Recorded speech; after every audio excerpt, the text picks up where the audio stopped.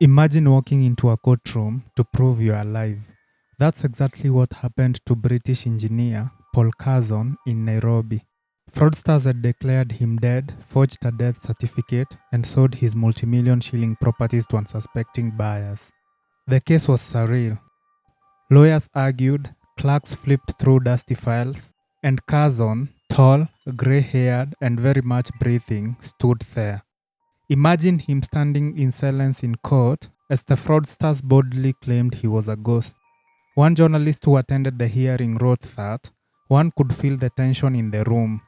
Curzon's appearance was a bombshell that destroyed the carefully fabricated narrative the cartel had built for years.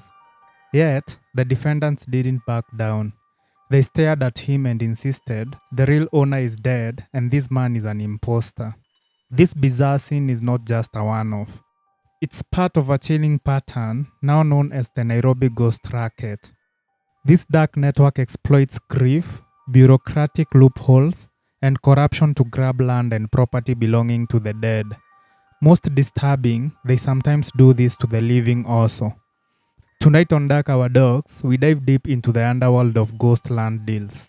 You will hear how fraudsters fake deaths, forge titles, and steal estates. You will also learn how ordinary families are fighting for justice while navigating a system that sometimes seemed rigged against them. 8 individuals suspected to be behind a series of land fraud will remain in custody for 4 more days, while elsewhere Investigating city lawyer Guy Spencer Elms over claims that he forged the will of a wealthy businessman, Pritam Singh Panessa, in a bid to secure his prime 53-acre beach. Fraudulently acquiring a prime land in Nairobi Westlands Division commenced at the Kiambu Law Courts with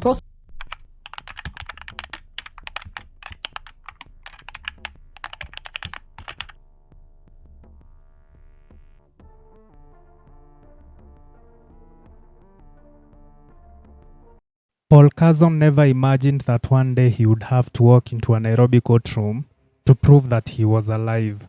A British engineer by training, Curzon started off just like any other hardworking human being. He first came to Kenya decades ago. He fell in love with the country's energy, the warmth of its people, and the chaos of its capital. He was also pushed by the promise of a life just a little wilder than the one he had left behind in the UK. By the early 1990s, he had invested in property in Nairobi's leafy suburbs. This was in Kileleshwa and Ngong Road. He lived there, rented part of it out, and for years, everything seemed perfectly in order. Then sometime after 2006, while Curzon was away, the unimaginable happened. A cartel of fraudsters allegedly forged a death certificate, declaring him dead. Armed with that false document, they went to work. They changed the ownership of his properties, securing fresh title deeds and evicting his domestic workers. They even moved into his house. By the time Curzon discovered what had happened, the men at the center of this plot were treating his land as their own. These were Martin Ngao Muthama and Stephen Karianki. They were collecting rent, enjoying possession, and preparing to sell what didn't belong to them. And so years later, Curzon returned to Nairobi. This was not to enjoy his property, but to fight for it. The case that followed was as surreal as it was terrifying. A man standing in court, very much alive, faced fraudsters who calmly insisted that he was dead and that the real Paul Curzon had been buried long ago. This was more than one man's nightmare. It was a glimpse into something bigger. A machinery of fraud that has haunted countless families across Kenya.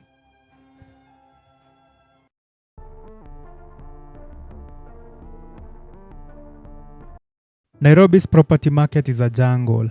It's chaotic, expensive, and full of predators. Land is one of the most valuable assets in the city, and where there is money, there are cartels waiting to pounce. The Ghost Racket feeds on this chaos. It targets the vulnerable. These are the estates of the deceased, foreigners who live abroad, and absentee landlords. In short, they target anyone who cannot quickly defend their claim. Here's how the scam works.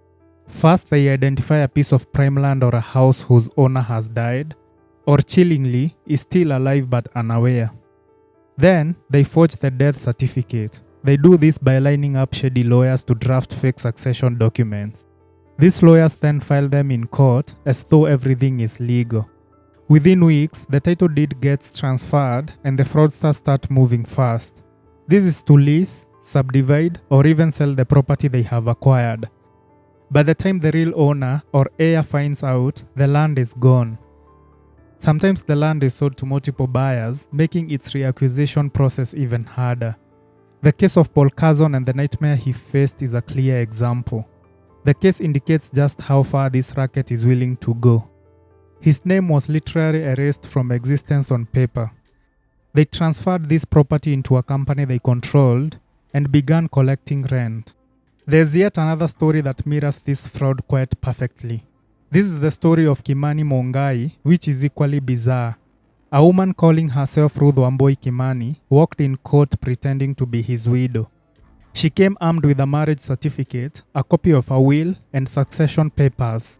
But Kimani was alive and apparently very furious. Investigators would later uncover two conflicting transfer documents in this case. One showed that the land had been sold for 10 million shillings and the other that it had gone for 40 million shillings. Adding to this grim case, there were different witnesses and dates of sale for the same land. Judges would later conclude that the case was a revelation of collusion at the highest levels in high offices. This was in the Office of Land Registry. And then, there's the most notorious case of them all. This was the case involving an estate owned by Robson. Robson was a wealthy philanthropist who had willed his current property and Upper Hill apartments to charity. But days after his death in 2012, grabbers descended meticulously. First, they forged documents and began circulating them. Even a famous gospel musician was accused of taking part of the estate. This was Alex Apoko, popularly known by his stage name, Ringtone. He claimed that his uncle owned Roger Robson's current property and proceeded to occupy it. He did this by emptying out Robson's belongings, changing the locks, and asserting ownership. The executor, lawyer Guy Elms, endured police raids, death threats, and years in court before the National Land Commission cleared him in 2021. These aren't random crimes, they are symptoms of a deep rot and a system where corruption is so entrenched that paperwork can erase reality itself.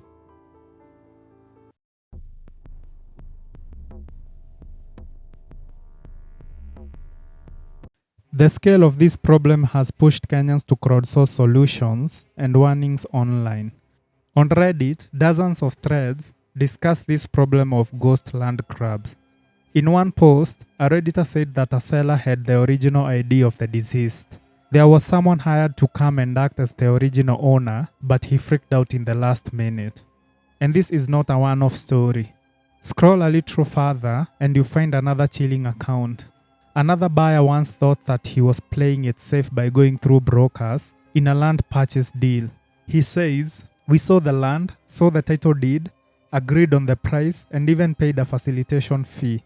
But when the day for closing the deal came, the broker stalled, ignored calls, and finally vanished." The person later discovered that this broker was selling land that belonged to a deceased person.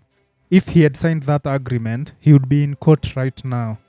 Cases like this are very common in Kenya and have often been tied to heartbreaking instances. One family had to deal with their dad's grave being termed as being on disputed land. The family had buried him thinking everything was in order, only to learn that a cartel had transferred the title. They had to fight in court just to keep his grave from being exhumed. These digital confessions reveal more than just scams. They expose the psychology of the con. Fraudsters are not just selling stolen land, they are selling trust. They even invoke God's name in negotiations, agree to fair broker fees without haggling, and even boast that they can smoke out fraudsters. This is done as some form of reverse psychology meant to lower suspicion. The lesson in all of this is clear. The battlefield is not just in the registry office or the courts. It's in your mind. It's in the quiet moment when you decide that a seller sounds convincing enough, or when you think that the deal looks clean enough and that the broker's prayerful words were enough. Online communities have become a kind of early warning system. Kenyans share lists of suspicious land brokers, tips on verifying titles through Ardhi Sasa, and even screenshots of fraudulent adverts. The conversation is raw, sometimes angry. This country will make you get a lawyer before you even die. Otherwise, they will kill you on paper and take everything.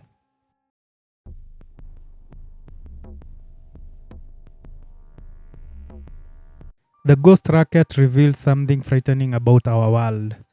Reality can be rewritten if you have the right stamp and the right connection at the land's office. This is why every Kenyan, whether a landowner or not, should care.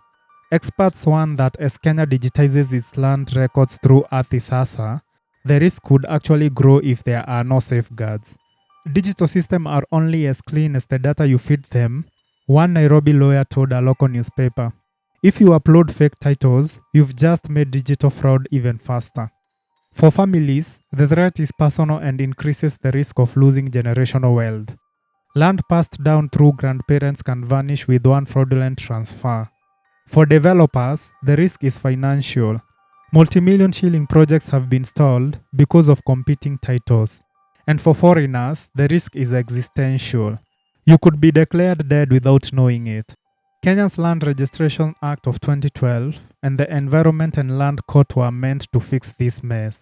But backlog and corruption remain. Some judges are overwhelmed and cartels bank on delays to wear down genuine owners. The Nairobi Ghost Racket is a perfect storm. It dwells on corruption, desperation, and opportunity. The victims range from the wealthy to the poor, while the perpetrators are often well connected. They are sometimes powerful enough to intimidate the police. What about the stakes? People risk losing everything from their home to their family legacy. So as we close this episode, remember this. The next time you pass a prime piece of land in Nairobi, ask yourself who really owns it. And is the rightful owner even alive, or just another ghost in a growing list of victims? This has been Dark Our Dogs, and if this story chilled you, share it. Someone out there might need the warning before it's too late.